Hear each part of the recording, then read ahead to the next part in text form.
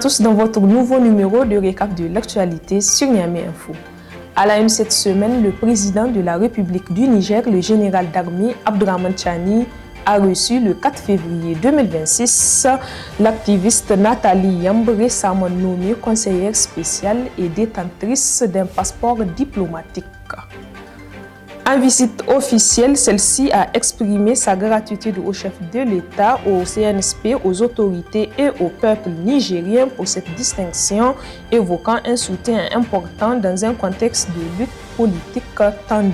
À l'issue de l'audience, Nathalie Yamb a réaffirmé son appui au Niger face aux tentatives de déstabilisation qu'elle dénonce, saluant la résilience de la population ainsi que l'action des forces de défense et de sécurité. Elle a également assuré sa détermination de poursuivre son engagement en faveur de la révolution et de la refondation portée par les autorités actuelles. Sur un autre volet, le ministre de la Justice, M. Ali Daouda, a récemment installé le 4 février 2026 un comité d'experts chargé de recenser et d'analyser les contentieux opposant le Niger et le groupe français Orano. Cette initiative s'inscrit dans le contexte des tensions liées à la politique de souveraineté minière engagée par les autorités depuis 2023 et à la nationalisation du secteur extractif. Selon le ministre, plusieurs procédures ont été lancées par Orano devant des instances arbitrales internationales, tandis que le Niger prépare en retour des actions judiciaires nationales et étrangères. Le comité devra collecter des épreuves documentées d'éventuelles violations environnementales, sanitaires et fiscales, chiffrer les impacts économiques et élaborer les stratégies juridiques de défense. Le gouvernement présente cette démarche comme un levier central de sa politique de souveraineté économique et juridique.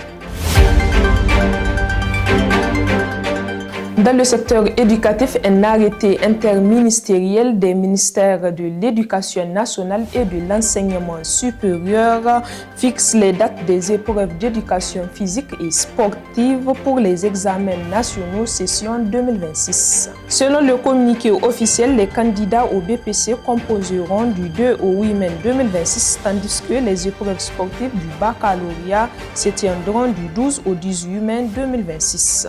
Le texte précise également que ces dispositions s'inscrivent dans le calendrier national des examens et abrogent toute mesure antérieure contraire. Les secrétariats généraux des ministères concernés sont chargés de l'application et de la diffusion de la décision sur l'ensemble du territoire national.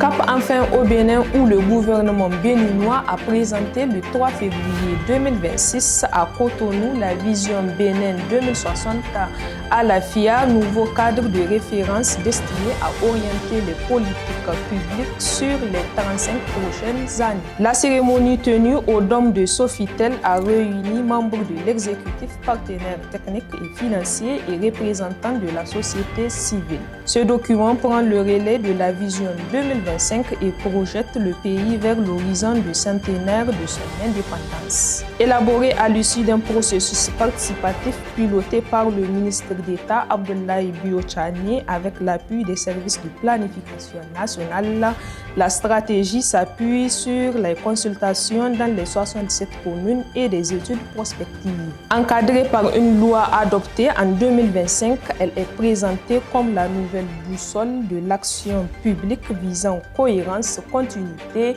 et stabilité des choix de développement.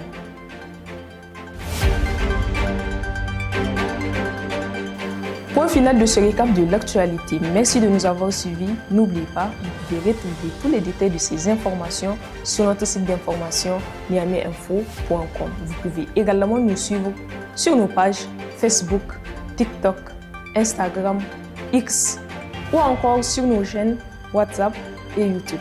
D'ici là, portez-vous bien et à la semaine prochaine pour un nouveau récap.